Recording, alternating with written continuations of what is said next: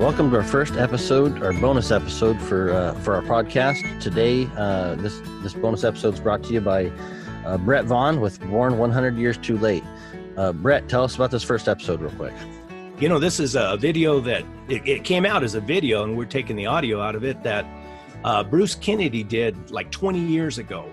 And he's talking to Warner Glen, you know, and when it comes to dry ground lion hunting, you know, Warner Glen is the man. Second generation, his father, Marvin, is the one who started it all out. And then his daughter, Warner's daughter, Kelly, hunts lions also. So yeah, there's a lot of nuggets in here, a lot of good information for sure. And for everybody listening, we really hope you enjoyed these bonus episodes. But if you want some more content, make sure you go and check Bret out on Facebook, Instagram, YouTube, and it's under Born 100 Years Too Late. Awesome. Well, enjoy this episode, guys.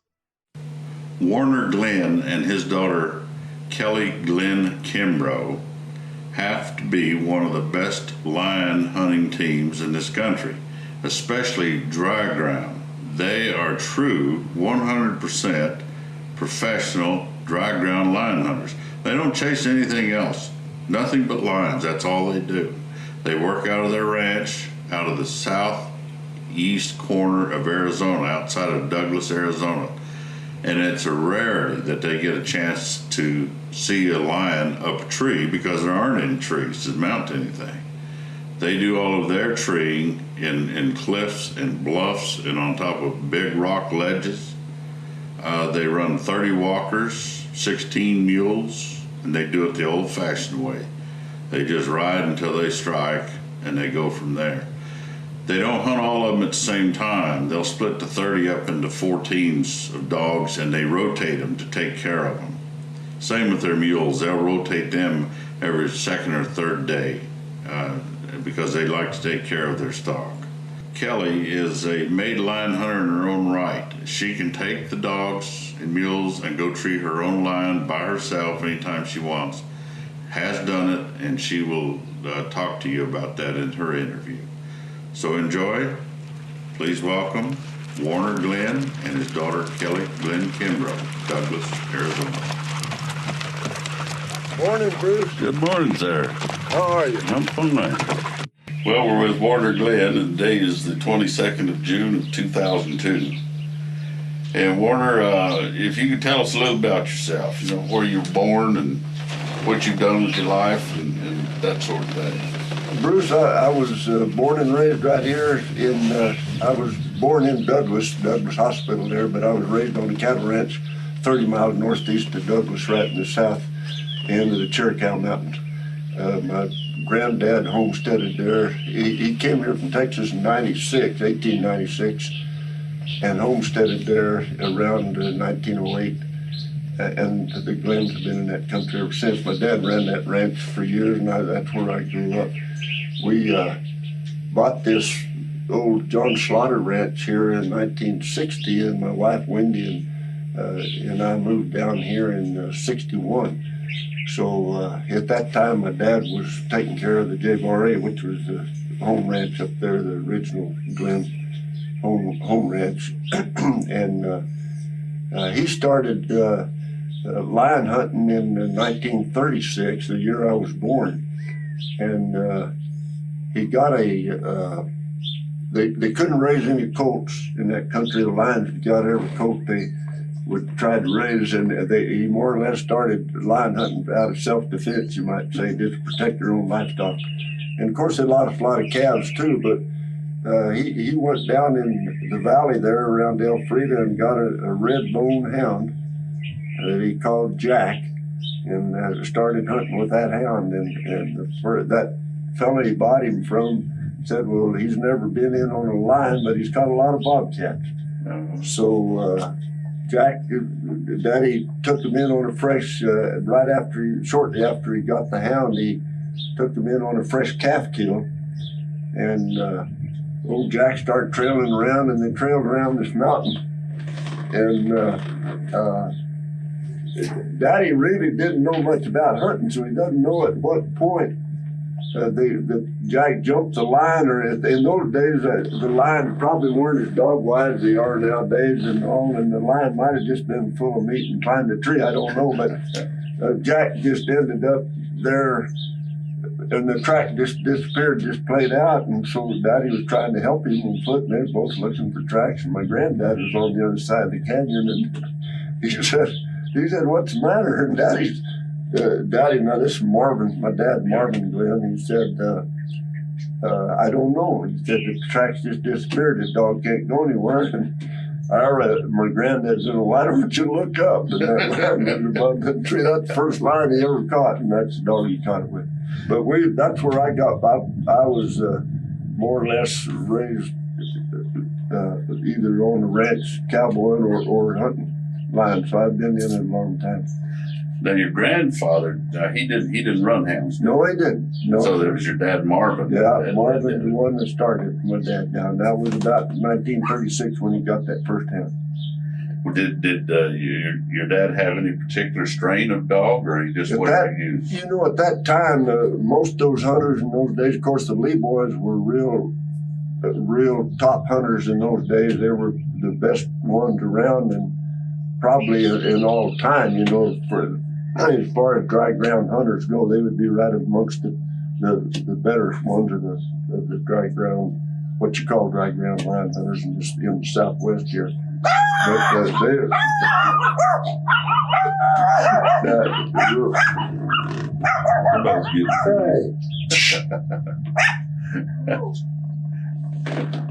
But Daddy started, most of the people in those days used the red bone and red tick and blue tick and black and tan, and very few of them used walker hounds out here. Now they probably, in walker hound country, they probably used them, you know, back in the Midwest and coon type hunting country, but most of the dogs out here at that time were those old hounds that a lot of those old hunters used. And Daddy and I stayed with the blue tick and the red bone and red tick and black and tans for up until the 1958. We helped film a little old movie that the fella trained a hound for. It was called Wetback Hound. And Walt Disney made this movie, and that was a walker hound. And that was one of the smartest. We didn't know they made hounds that smart. So Daddy said, "Well, you know, I believe I'm going to get me a couple of walker pups, young dogs, and try to raise some of those." And so he got a male out of House's Bolly, and he got a female out of Finley River Chief. At that time, there were two top coon hunting dogs, and they started raising them out. And that's where, and we went from about 1960 on. Most of our dogs have been tree and walker hounds, and they work good for us. And we have a little bit of, we sprinkle a little other things in there once in a while. I have a couple right now that are half black and tan, and I have one bitch down there that's half blue tick. But most of the dogs that work good for us here now are the walker, tree and walker. Would you consider them to be really cold-nosed dogs, or medium, or hot-nosed? Cold enough. Those older dogs we had could trail an older track, but a lot of times they would trail a track a day or two old, and you just wouldn't do any good. You'd do a lot of trailing, but not much catching. Now these dogs we have today will trail one. They'll trail an overnight track in this dry conditions. They'll trail one 8 or 10 or maybe 12 hours old, and that's usually as old a track as a fellow ought to be fooling. If they can't trail it, so I would. They've got a nose that can trail an old enough track. They're good, and there's some of, and it varies in the breed, of course. Some of them are really got better nose than others, and we try to.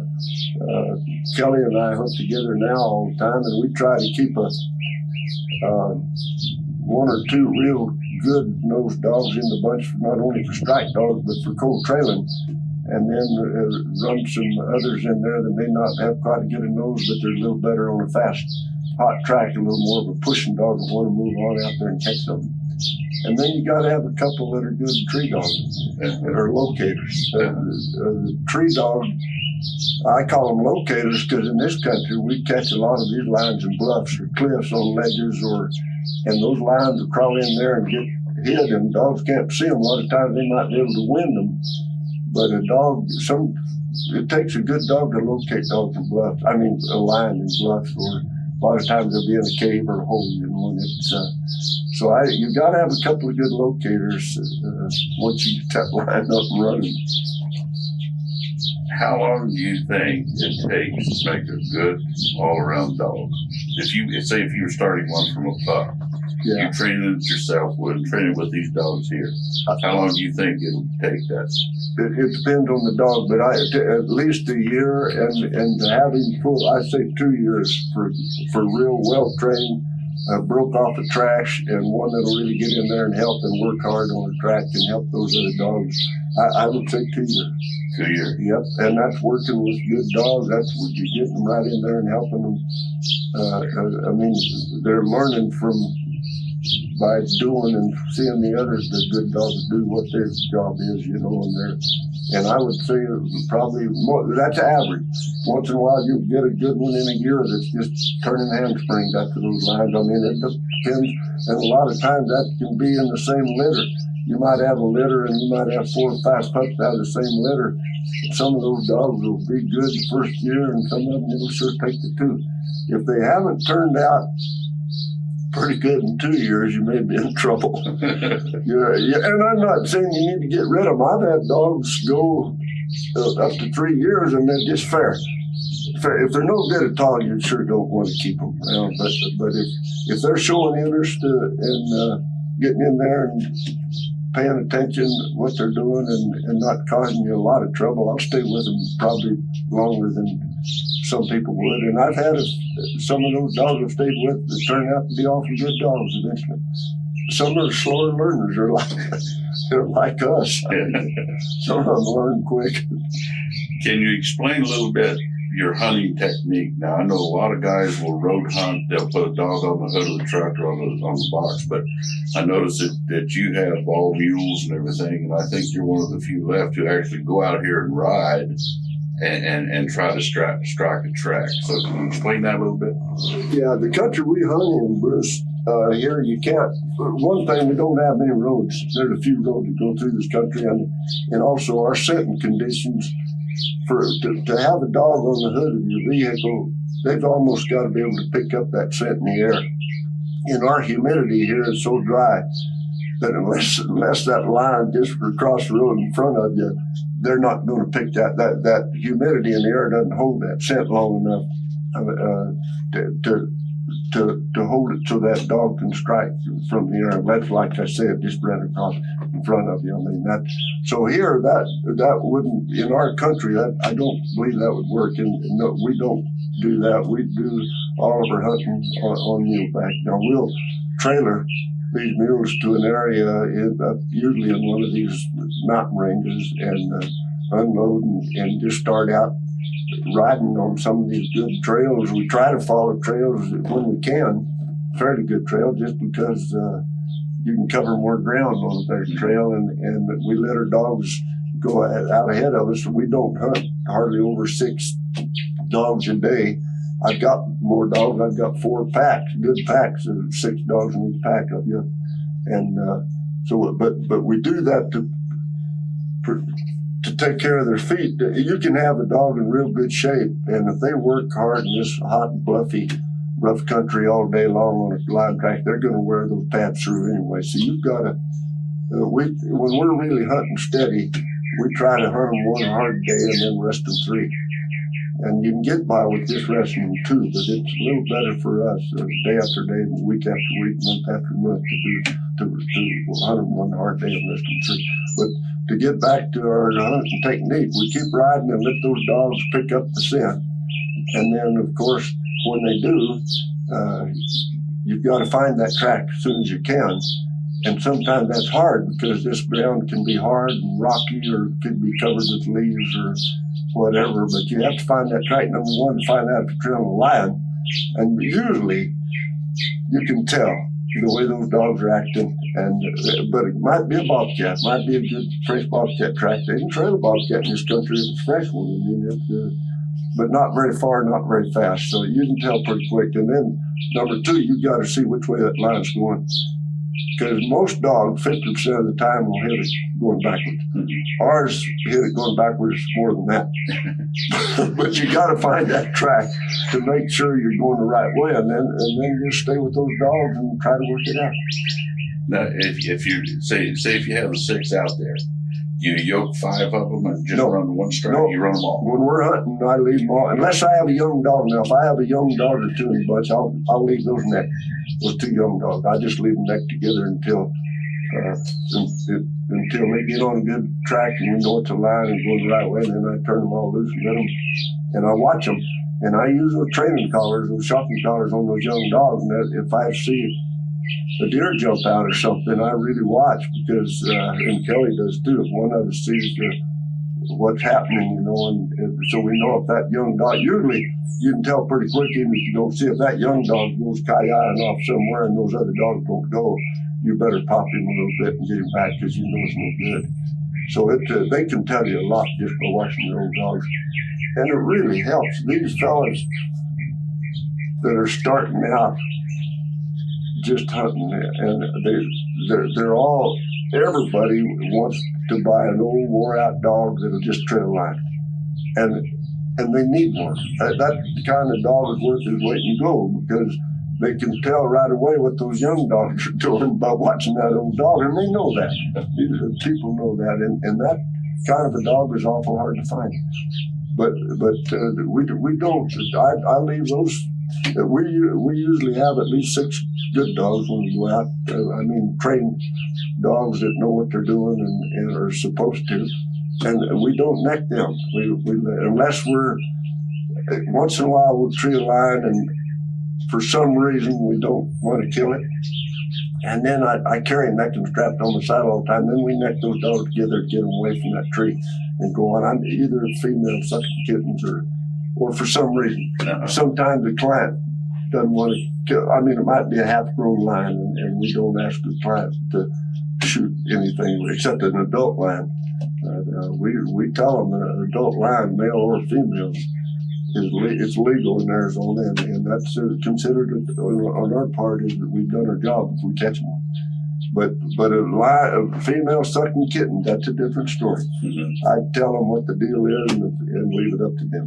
It's legal to kill one in Arizona. New Mexico, it's not, if you know they're sucking little ones. But Arizona, it's legal, but usually the hunter says, let's go and try for something else. The client does. And we're willing to do that. Yeah. That helps us down the road. Well, sure it does. Sure.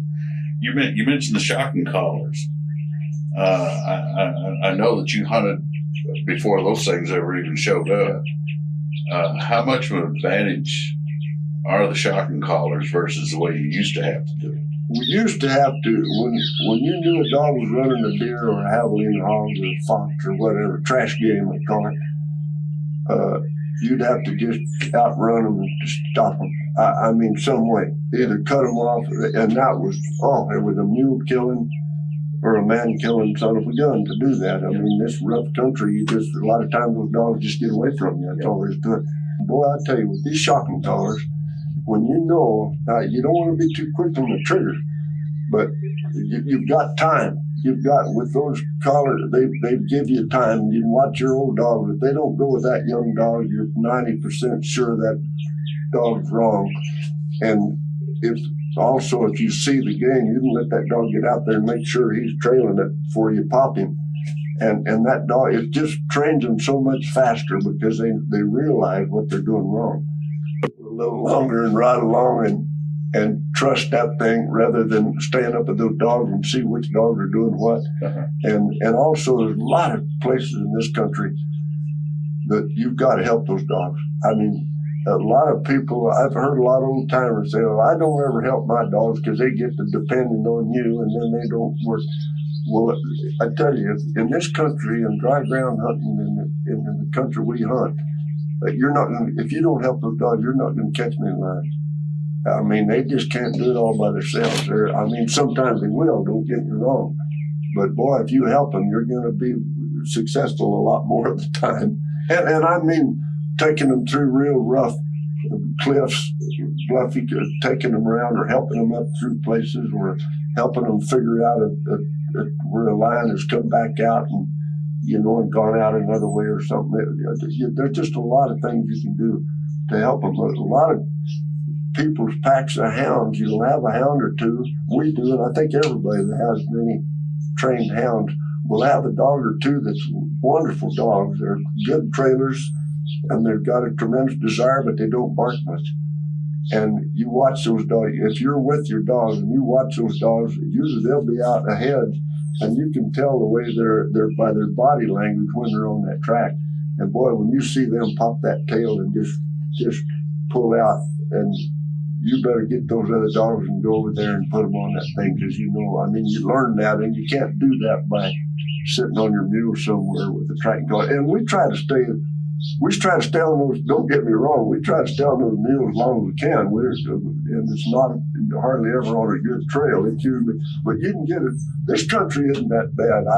There's some areas you can't negotiate on a mule at all, of course, and it's all footwork, and that's it's hard to stay right with your dogs in that kind of country, even afoot, even if you're in pretty good shape. But it's tracking collars. We haven't started using them yet. Yeah. We might someday. What about bears? Did you ever run those?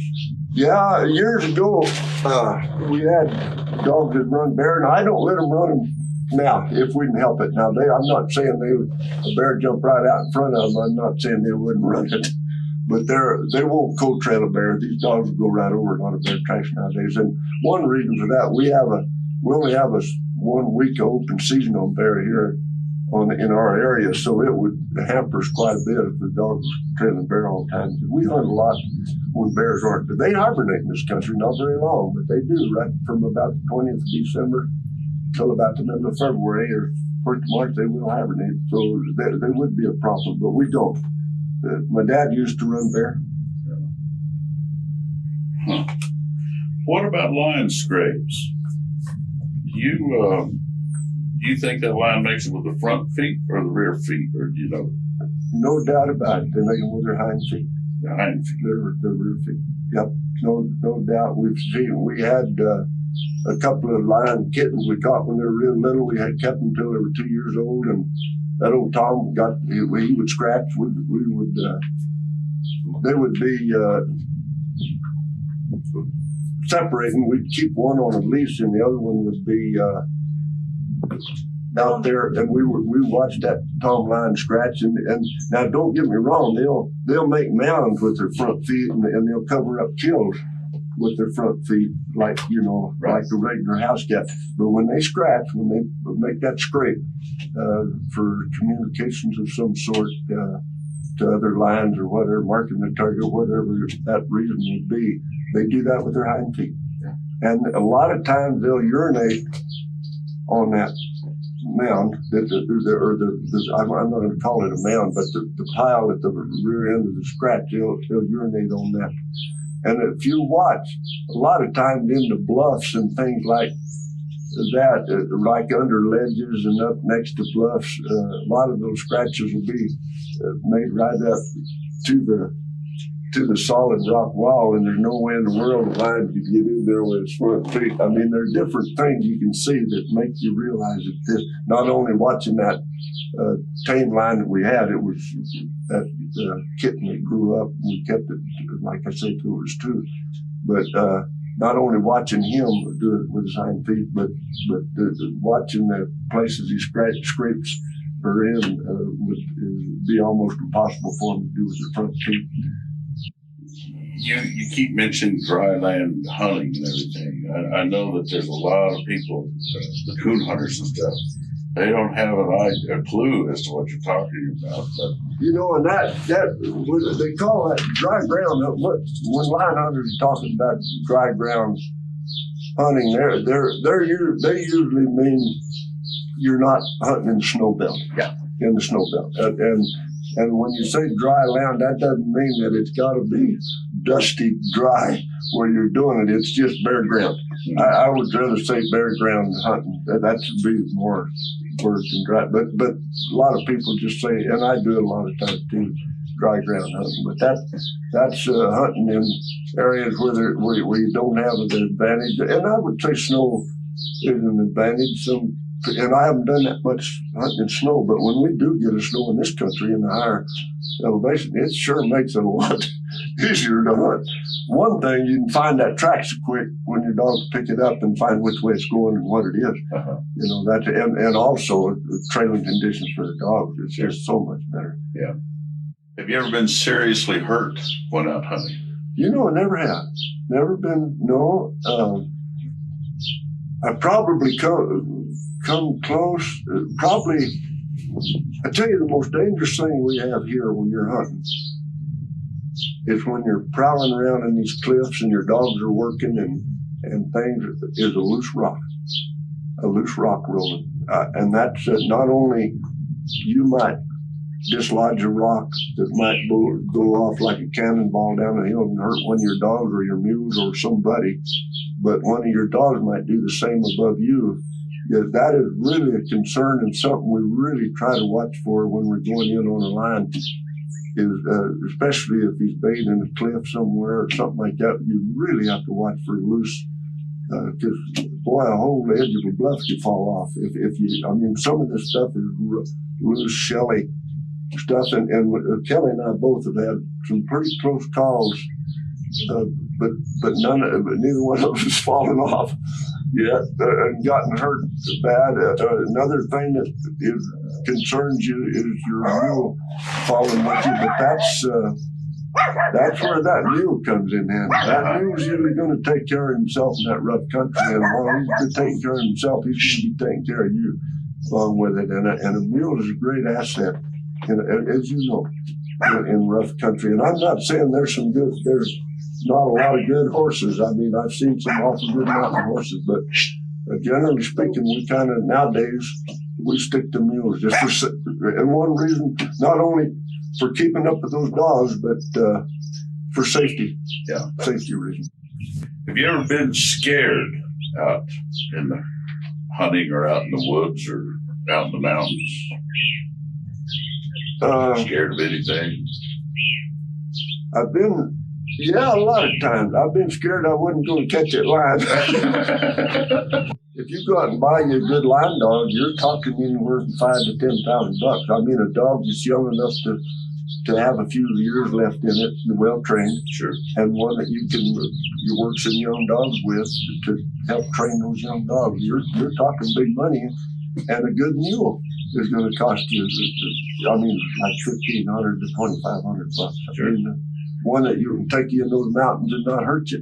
You don't want a bronc mule up there. You don't want one that's going to kick a dog and kill that $5,000 dog, you know, or break its shoulder or whatever. I mean, you've got to have a fairly good mule. Yeah. And if you're taking clients, if you're going to do this to make pay or get some revenue out of it, you better take a client along that's interested in paying for this hunt. And you've got to have a mule that's going to take care of that fella. Sure. Not going to hurt him.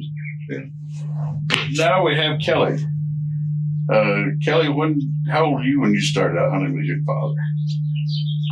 I started hunting with my grandpa and my father when I was in my early teens, in between school. And then when I graduated from high school, I was 17, and I went straight into hunting with them. I had decided I didn't need to go get a college education.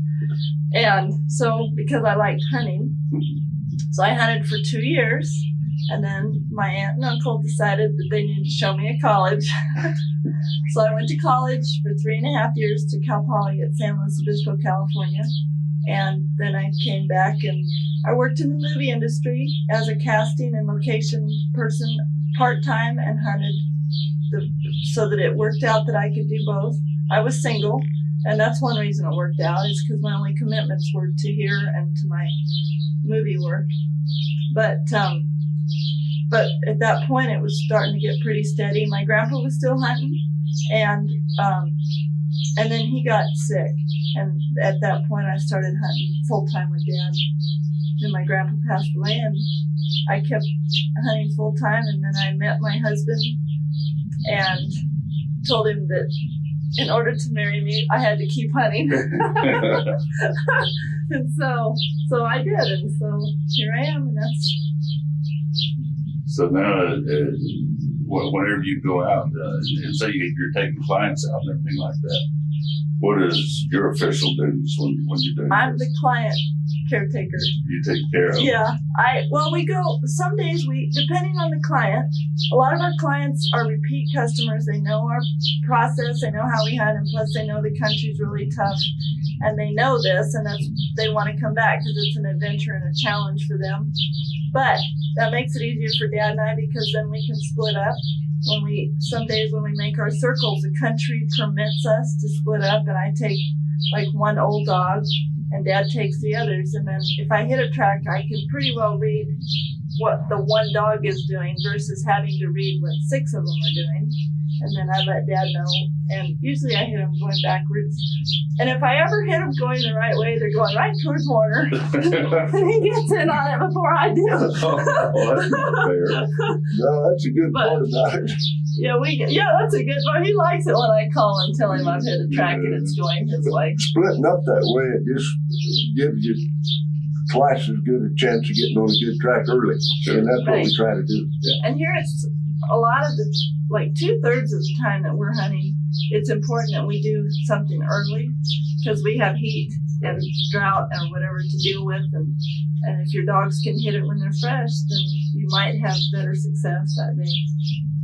Well, I know that there's a lot of people out there who know of you, and they have a very high regard of you and your line hunting ability. Oh, that's I nice. don't know if you knew that or not, but Thank you. there's been several of them who tell me that they consider you a made lion hunter in your own right. Oh, So, how nice. but Warner and I question that sometimes. No, we don't really.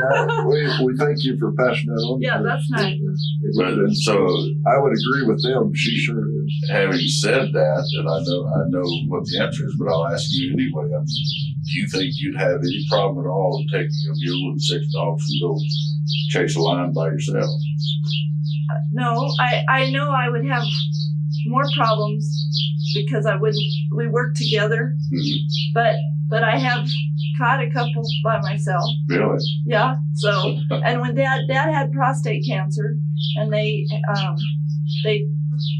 removed his prostate, and so they said for 30 days he couldn't ride. And I mean, day 31 he was riding, but in that time of those 30 days, a cowboy from a local ranch who helps us sometimes, we had 5 different lions that we went and caught, the cowboy and I, because he would go with me to help me with the dogs and help me with the whole situation. And Dad would go in the pickup and keep very close. Carry my little bag. Yeah, and then we would, and it helped because there's like the younger dogs. Dad works with them all year, and in the summer I am a mother, and now Mackenzie's in school, so I try to do the mom thing, and so I'm not here like today when Dad was exercising the dogs. I wasn't here, and he some of the young dogs, I don't know how to read them yet, and so I can ask him. I can say, this dog is doing this. Do I trust him or not? And he'll say, well, watch him for a minute or whatever. But I mean, it worked very well, and we caught some lions. But most of the time, the lions that I catch are kind of an accident because, well, it's totally an accident. Usually, I happen to be in the right place at the right time. Oh, so. okay. As far as getting back to the dry ground hunting or the barren ground hunting, there's a lot of things with scent that people just don't realize, and it really, even the dog, it confuses dogs because you can be trailing a fresh lion track that you might have a lion up moving ahead of you, and you train Jordan Murphy, those dogs could hit that scent channel and pull out, and those lions would hit a dusty cow trail or blow sand or that type of deal and turn down that trail and fall their way and then turn out. And when those dogs hit that dusty, real powdery, dusty trail or blow center type thing, that scent just absolutely disappears. That type of soil does not hold the scent. And unless a hunter, unless you're there helping those dogs and you've kind of seen this happen before, you might think, boy, something's wrong, and you'll go back and waste a lot of time where you should be just following that track. Because that's one thing, when they do hit something like that, the man can see the track, so you just follow it, and the minute it turns off, they'll turn off of that trail or something, they'll fly on it again. Also, bedding grounds where cattle bed down, and terrible. Fires where there's been a fire. Too, there's a lot of ash. Mm-hmm. I mean, you can be trailing a fresh track, but the only thing, like, you can see it, so the man. Yeah, we can get them through it. Yeah. You can get them through it, but you got to know this goes on, and so there's so many things that enters into scent. A lot of it can be that not only I mentioned earlier the scent in the air, the humidity in the air that'll hold that scent channel, so to speak, but also the moisture content in the soil.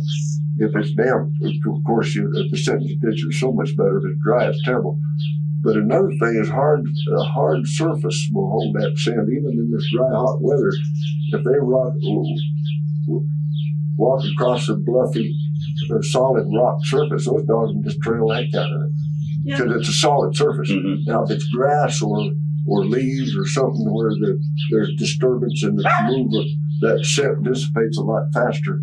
So it's a lot of, when you're trailing the line, you're wondering you trail it so good for so far, and then all of a sudden these dogs just slowed up, and you're going to think, well, I must have switched track.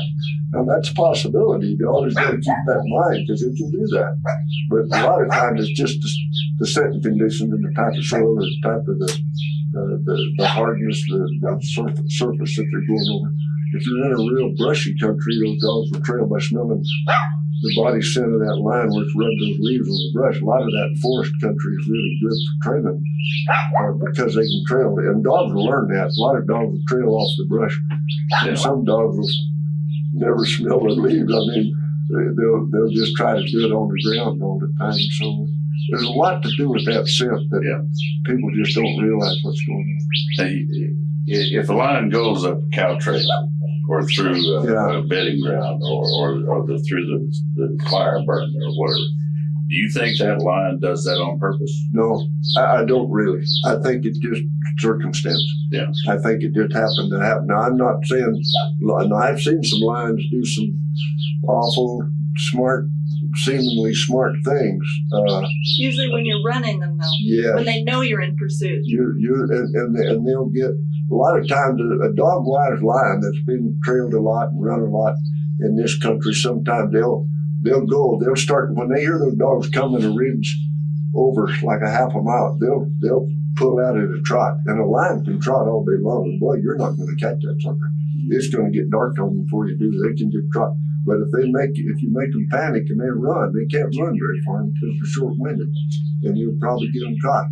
But those lions that'll pull out, not only will they pull out, but then they get over a ridge and they don't hear those dogs coming.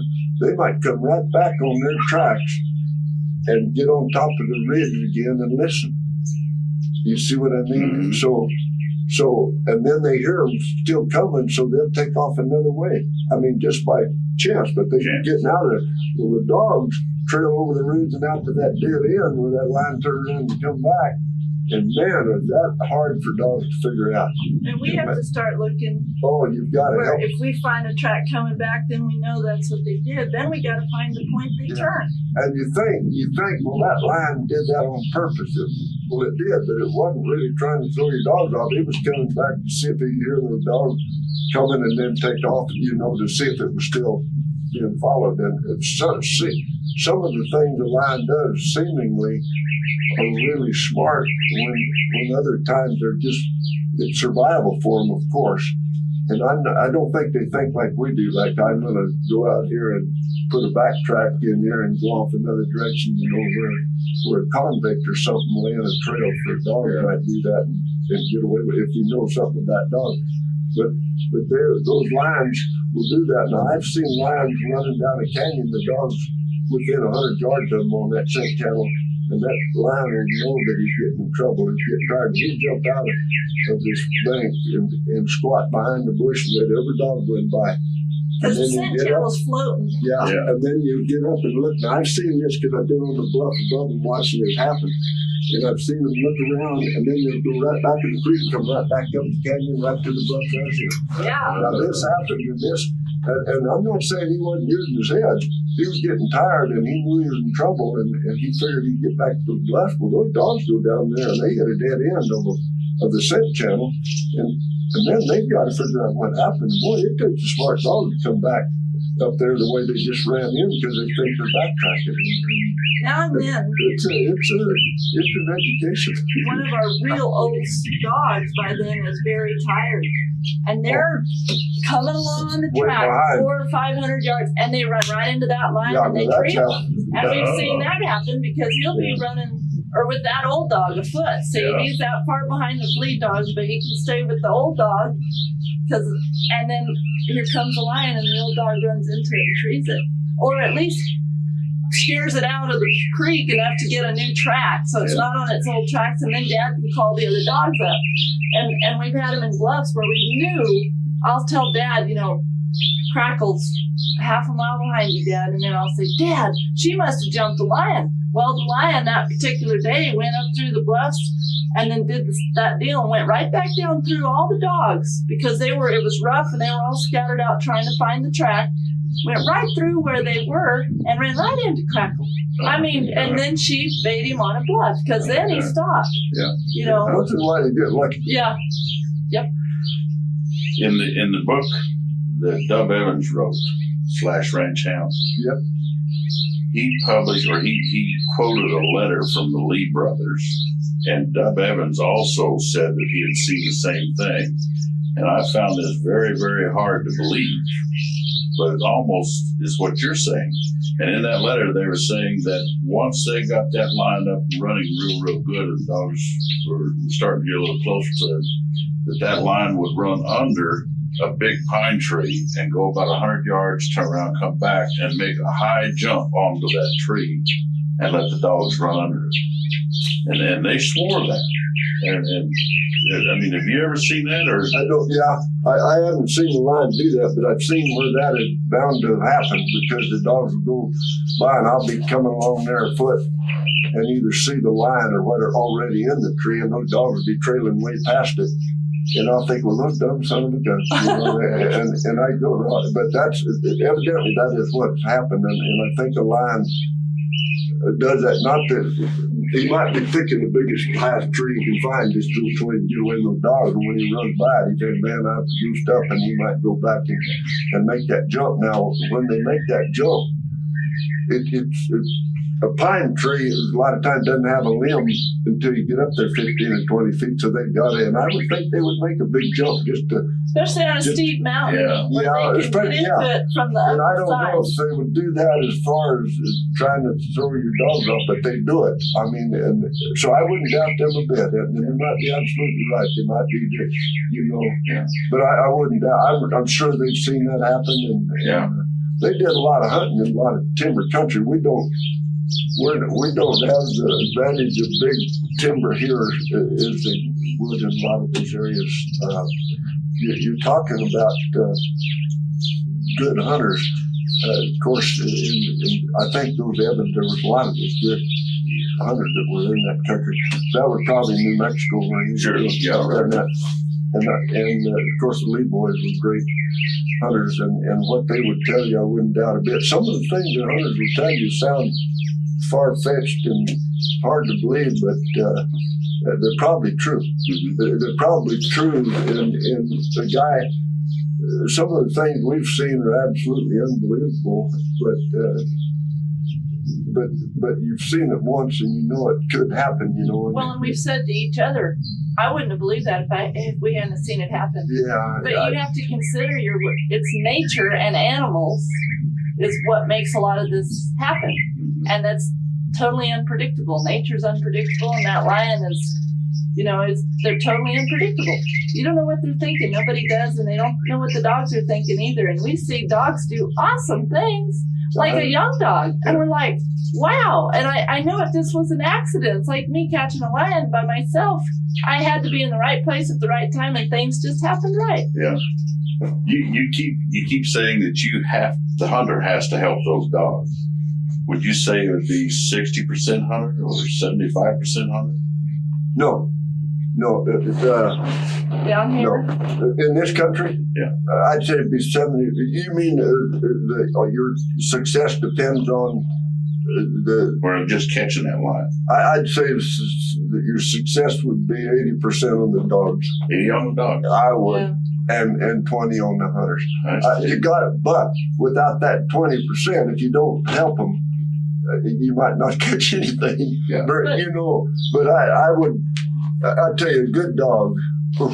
You've got to have a good dog. Yeah. Anybody can go out there with a cow dog or a cur once in a great while and tree a line. Yeah. Anyone.